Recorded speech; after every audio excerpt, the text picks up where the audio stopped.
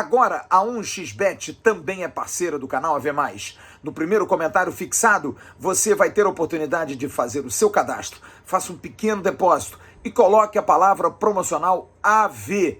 Isso, AV. E você vai ter a aposta dobrada. Manda ver para você ganhar dinheiro agora também aqui no canal AV+.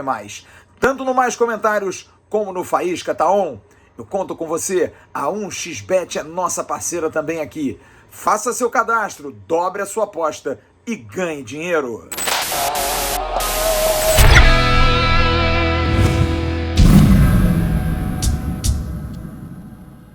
Alô, turma. Alô, galera ligada aqui no canal AV+. O que vocês querem que a gente fale? Vocês acham que a gente, por estar numa posição de analista, que a gente não se entristece, não fica pé da vida quando a gente vê o que aconteceu ontem em São Januário? Bom, vamos primeiro dividir, tá? Porque o Vasco, na minha opinião, fez uma atuação ruim, confusa.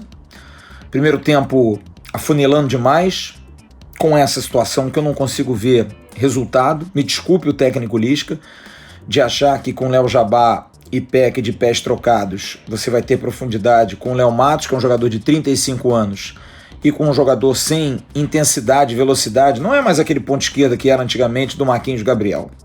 Não consigo ver isso. Acho que é uma perda de tempo. Você afunila o jogo e você tem pés trocados em praticamente todos os setores. Porque você tem um volante, como o Caio Lopes, que joga de pé direito do lado esquerdo. Você tem o Zeca, que é um lateral esquerdo, que joga de pé direito do lado esquerdo. Você tem o Léo Jabá, que é um atacante que joga de pé direito do lado esquerdo. E tem o Gabriel Peck, que é canhoto, que joga do lado direito. É óbvio, é físico. O cara domina, ele não vai pro fundo. A perna base é a perna que ele domina. Ele vai para dentro, pro ângulo que ele pode. E isso é insistentemente repetido. Tanto é visto como um erro, e aí eu acho que o Lisca comete um erro porque ele não admite isso, que ele vem no intervalo e troca. E para mim, erra, inclusive na forma. Porque o Peck não pode ser responsabilizado por ter feito um mau primeiro tempo. Não, ele praticamente não jogou. Também muito por culpa dele.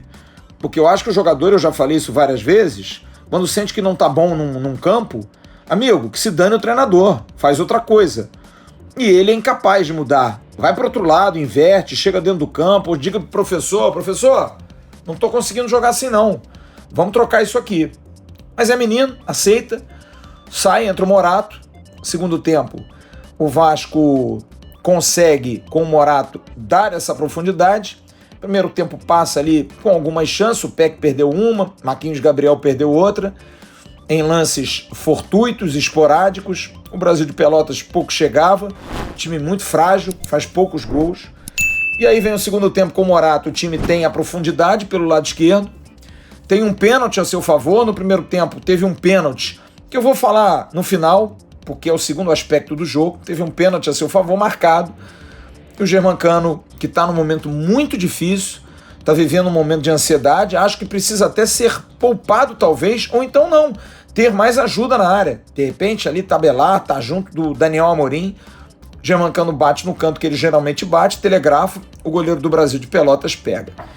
E aí vem um momento que eu também discordo muito, da questão de jogadores de trás saírem tocando bola, ainda mais quando você tem um goleiro, todos sabem que é muito fraco com o pé. O Vanderlei entrega, dá uma paçocada, depois ainda faz aquela cara de poxa, por que vocês não foram na bola? Acho que o Castan até poderia ter chegado mais duro, faz até a falta.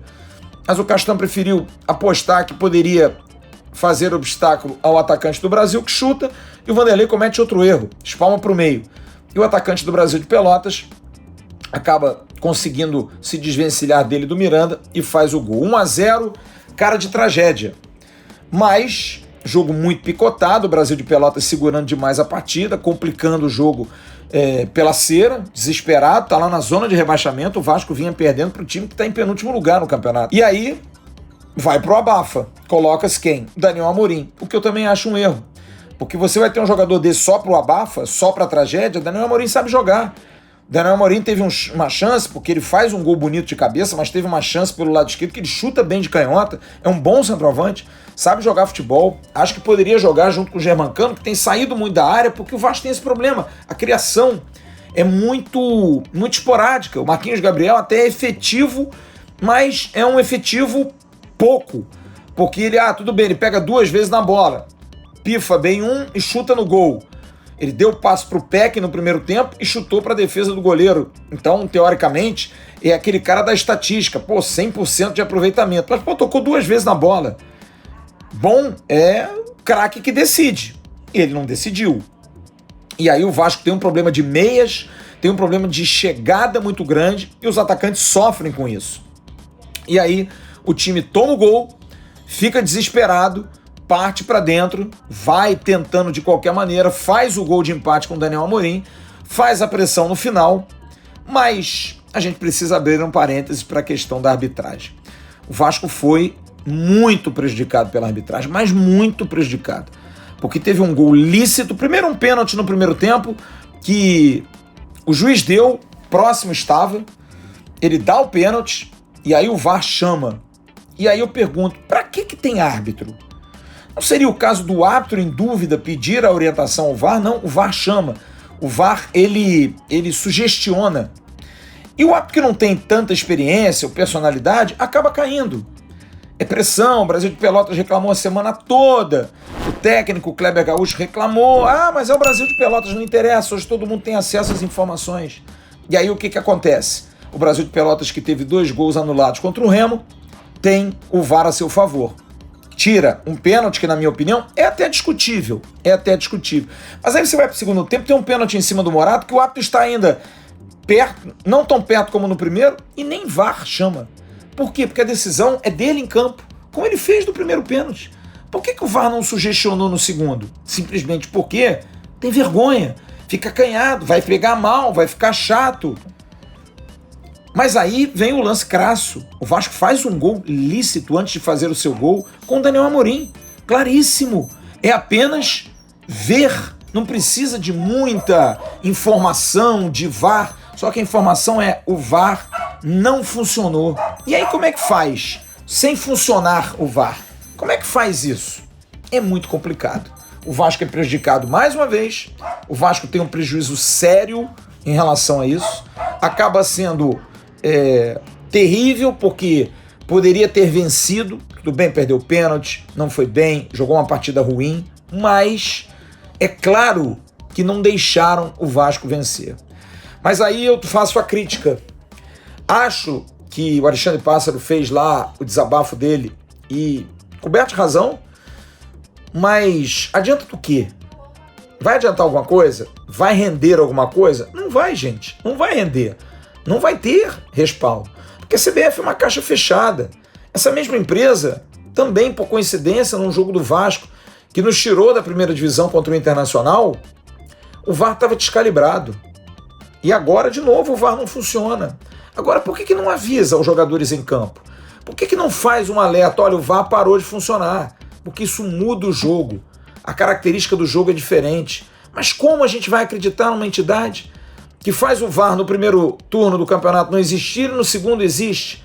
E aí afirma e informa que o VAR não tem todas as câmeras disponíveis na segunda divisão porque é um campeonato com menos rentabilidade? Ora bolas! É meia, amigo, uma camisinha inteira ou meia camisinha evita, sim, que se tenha neném, que se engravide. E aí, como é que faz? Fica nessa situação? Fica nessa problemática? E aí? Então, eu acho que não dá muito pra gente ficar se matando aqui. Esses caras não merecem. O Brasil é um país que é muito difícil a gente bater, porque é capaz das pessoas até ficarem irritadas, acharem que a gente está sendo muito ofensivo. Mas desanima, gente. Desanima. Tudo bem, o time do Vasco não jogou nada, o time do Vasco foi mal, o time do Vasco fez uma partida patética, perdeu as oportunidades que teve, Germancano bateu um pênalti muito mal, tá vivendo uma fase difícil, mas a arbitragem não deixou o Vasco vencer. Não deixou. O VAR foi decisivo no jogo. Queiram vocês ou não. Ah, mas essa gestão é um absurdo. Ah, mas o time é muito ruim. Fala do jogo. Eu sei que tem muita gente que vai escrever isso. Desculpa, eu discordo de vocês. Tudo pode ser falado, mas não pode se deixar de gritar quando mais uma vez o Vasco é prejudicado. E isso cansa, porque são anos e anos de um clube colocado à parte por conta de gestos antigos que são cobrados até hoje. Mas precisa que o Vasco grite, precisa que o Vasco use as suas redes sociais, precisa que o Vasco use os seus canais. Sim, existem hoje canais fortes, existem pessoas influentes que podem fazer pressão, precisa declarar mais animosidade, a arbitragem sim faz parte. Não dá para o Vasco mais uma vez ser prejudicado. De novo. É um jogo contra o Brasil de Pelotas, mas pode fazer falta lá na frente. Vai fazer falta. O Vasco hoje poderia estar a 1 ponto do Botafogo e somou só 1 pontinho. Está a 3.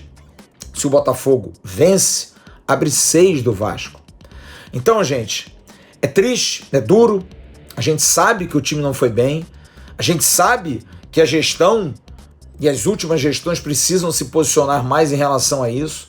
Precisam dar de maluco. São Januário virou terra de ninguém. Ah, não tem torcida, a gente faz o que quiser. Não. Tem que ir lá na sala do VAR, tem que fazer pressão. Tem que declarar antes do jogo que não está muito tranquilo com a arbitragem. Não tem problema. Faça isso. Se posicione. Porque não adianta fair play antes e depois chutar o balde. Amigo, o leite já derramou há muito tempo. Então, só para dizer isso, o Vasco foi incompetente para vencer o péssimo Brasil de Pelotas, mas a arbitragem não deixou. O mesmo árbitro que, por coincidência, em 2016 também voltou atrás de um pênalti, a gente levantou isso ontem, um jogo Vasco e Brasil de Pelotas. Pressionado, não tinha VAR, apitou o jogo ontem. Um juiz fraco, um juiz sem personalidade, um juiz inexperiente, pressionado pelo sistema e que tirou a oportunidade, assim como uma empresa que vai colocar uma nota dizendo que não, houve um problema, perdão, vamos tentar melhorar. Isso aí vai admitir que é erro? Não vai. Ganhou a licitação, né? Como é que vai ganhar uma licitação uma empresa que erra? Agora, sempre contra o Vasco? É sempre assim? A linha está descalibrada, o VAR não funciona? Como disse o Emerson Rocha ontem, tira o jogo de São Januário, vamos jogar no Maracanã. O problema deve ser realmente a questão de São Januário. É duro, meus amigos, é triste. Mas agora tem que ter personalidade, como disse o Lisca. O time precisa estar mais concentrado. O time precisa estar mais firme, muito passivão. Tem que mudar a postura, porque senão não vai subir. E tem que ganhar domingo. Ou melhor, tem que ganhar segunda. O jogo já tem que ganhar a partir de amanhã.